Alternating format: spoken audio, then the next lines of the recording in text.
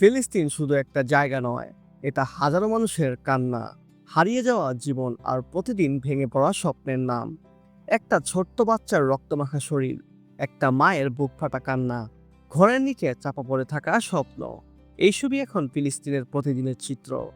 গত ২০ দিনে গাজায় প্রায় ৪৯০ জন শিশু মারা গিয়েছে। এটা কল্পনা নয়, এটা বাস্তব। আর গত ১৮ মাসে প্রাণ গিয়েছে প্রায় ৫০,০০০-এরও অধিক মানুষের। ভাবা যায় ৫০,০০০, প্রতিটি সংখ্যা মানে এক একটা প্রাণ, এক একটা পরিবার। ইসরায়েলের হামলায় ভেঙে পড়েছে ঘর, মসজিদ, হাসপাতাল। পবিত্র একটা জায়গা এখন হয়ে গেছে এক ভয়াবহ মৃত্যুকূপ। কিন্তু এই অন্ধকার সময়ে চুপ থাকেনি অনেকেই।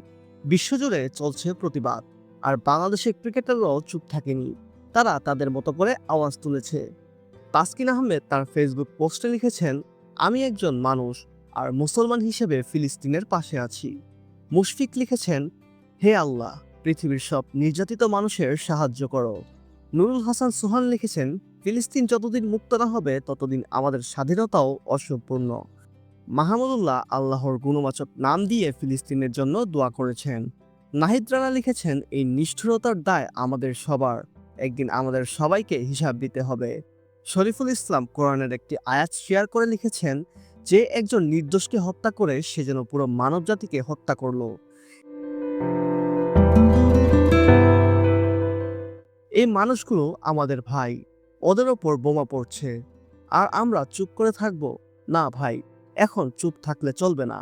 যুদ্ধ থামানো হয়তো আমাদের হাতে নেই, কিন্তু আওয়াজ তোলা আমাদের হাতে আছে। প্রতিবাদ করা, দোয়া করা আর অন্যায়ের বিরুদ্ধে দাঁড়ানো, এতটুকুই আমরা করতে পারি। তাই সকলেই সকলের জায়গা থেকে প্রতিবাদ করুন।